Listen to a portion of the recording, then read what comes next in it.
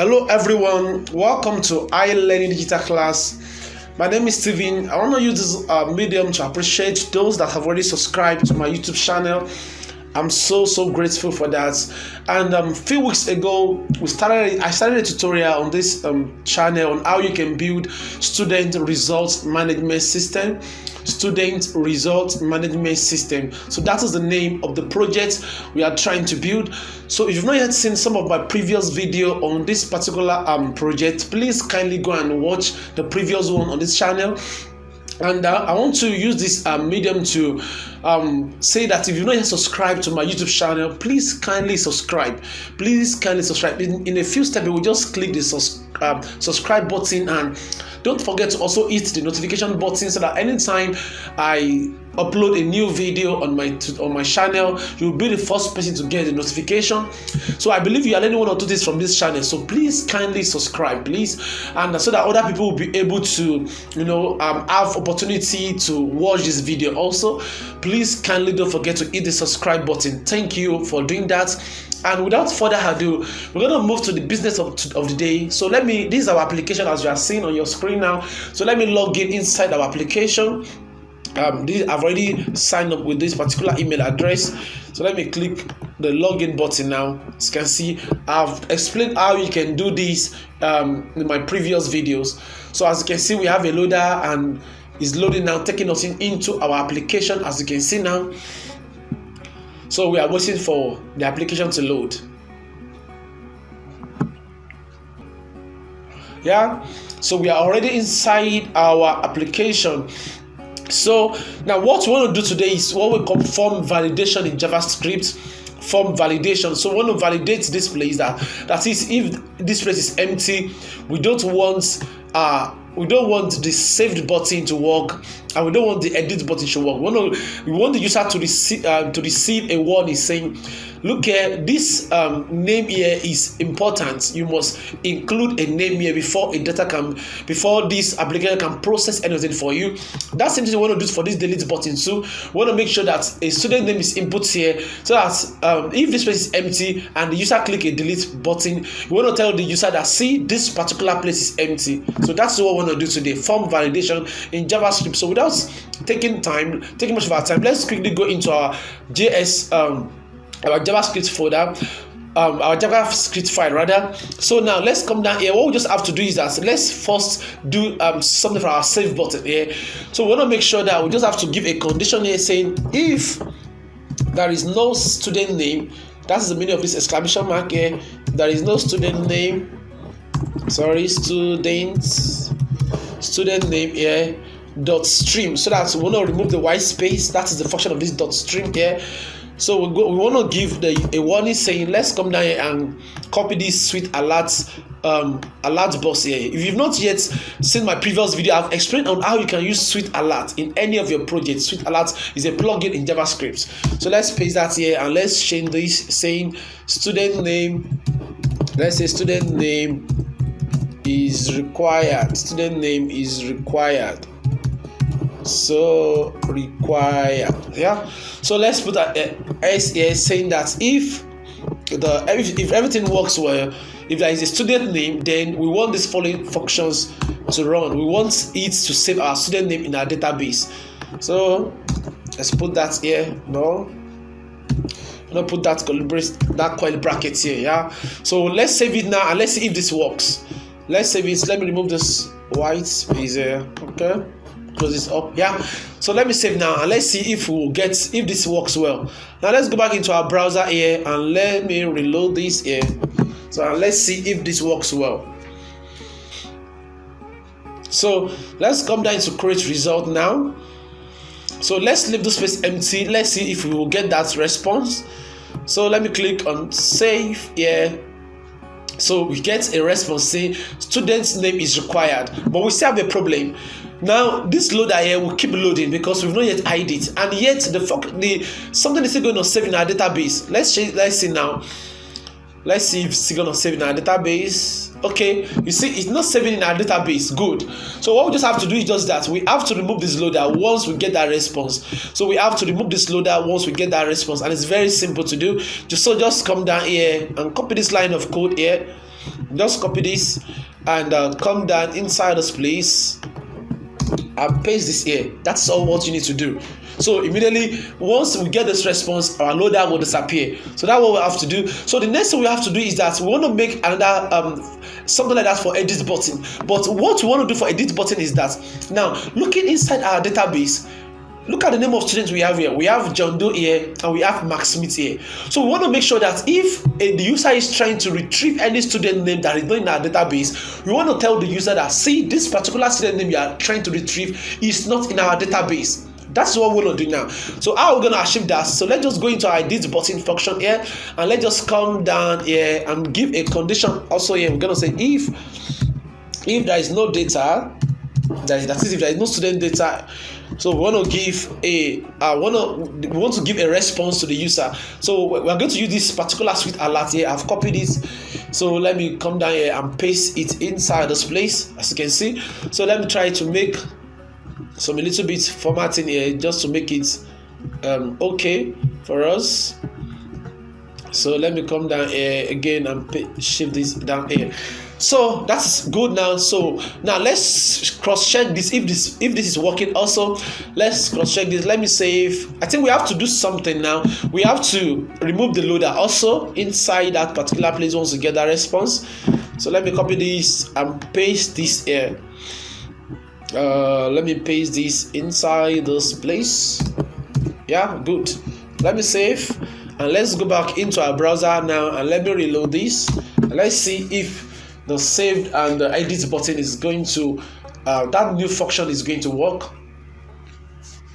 So now let's go and see inside our create result. Now let me click the save first. You see, we get a response. Student name is required, so nothing will happen. The student data will not save, not until the user put a student name there. So as you can see now, so now let's now try for the edit button also. You know, as you can, this place is empty now.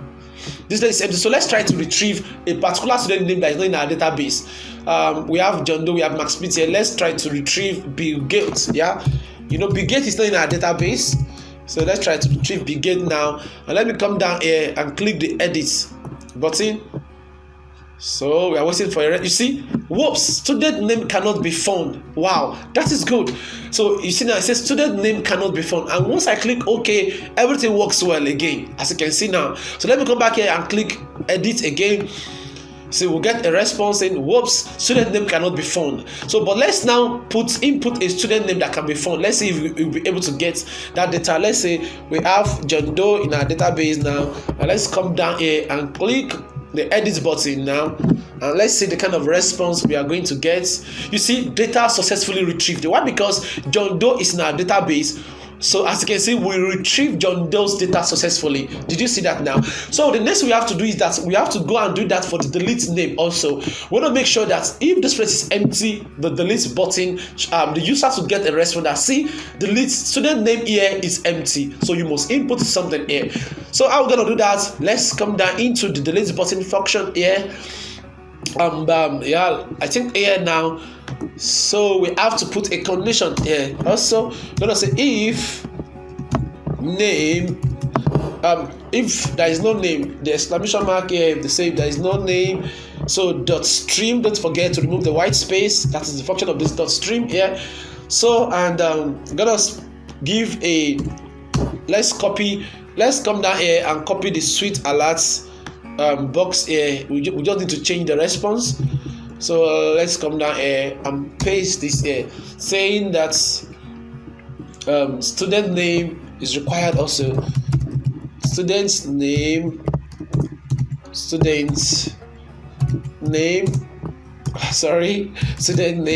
required. Yeah, sorry for that. Student name is required. So now let's see if this is going to work now. Let's see if this is going to work. Let me save this and let me come inside our application again. Let me reload this. So let's come down to delete student name now. Let me try to click on the delete button here. Let's see. I think this still works. Let's see what I'm missing there. Let me see what I'm missing here, because it shouldn't work. Let me see what I'm missing here. If there is no name, dot stream. Then we want to get the alert say, what am I missing here? Let me check it. If there is no name, dot stream, yeah, give us this response. Yeah. So let me check again. Let me check. We shouldn't get a response like this. So let me check what I'm missing. So I think one thing I need to add is add an S here. I think that's why it's not working there. So I think that's what I need to add inside this place. So let me remove this coil bracket here and put it below here. Let me put it below here. So and let's see if it's gonna work. Let me close this white space here. Let me close this up a little bit. Okay, so let me save. Now let's go back into application and let me reload this again to see if it works. So let's see now. We are already inside delete student name. So this place is empty. Let me click on delete. Now you see student name is required. You see now the application is not going to delete anything because the user didn't put any name here. But let's now see the student name here that we have here and try to delete, and let's see if it's going to work. Okay, we have John Doe here. So let me come here and put John Doe now. Let me put John Doe here and click the delete. You see, it works well. Asking us because there is a value here. Now let me click yes, delete. You see, we get a response deleted. And once you go back to our database to cross-check, and let's see if John Doe is deleted in our database. As you can see, the data is deleted in our database. So definitely everything is working well. Everything is working fine. So now, I think I've been able to explain to us on how you can do form validation in JavaScript. There are a lot of things you can do. You can even add, saying that if the user did not put anything here, and once that response, you can change the borderline here to red. Are you getting what I'm saying now? You can change the borderline here to red. It's not even necessarily using an alert box. You can even add you can even pass your information below here saying that student name is required, but me, I just prefer to use that alert box for me to get my response. So this is just the simple way you can do form validation in any of your projects using JavaScript. Are you getting it now?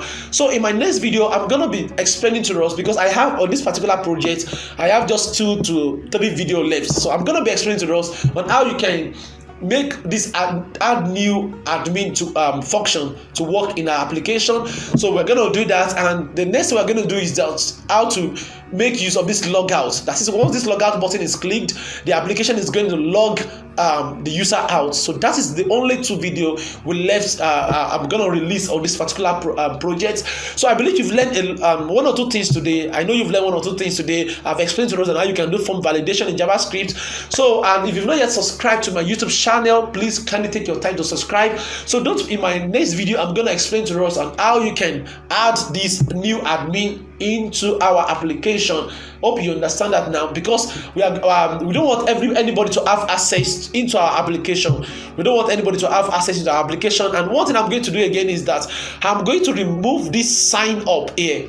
Are you getting what I'm saying now? I'm going to remove this sign up here. So we'll just want to only the admin to be able to sign up anybody that wish to have access into this application. I'm going to remove this sign up button here. Hope you understand it now. So that's what we are going to be doing in my next video. So thank you for taking your time to watch this particular video. I'm so grateful for that. And please don't forget to if indeed you've learned 1 or 2 things today, so just kindly do me a favor, just to hit the subscribe button. It costs you nothing. So thank you very much. I know you are doing that now. I know you are doing that. So see you in my next video. I'm see your friend, I'm see your brother, and my name is Steven. See you in my next video. Thank you.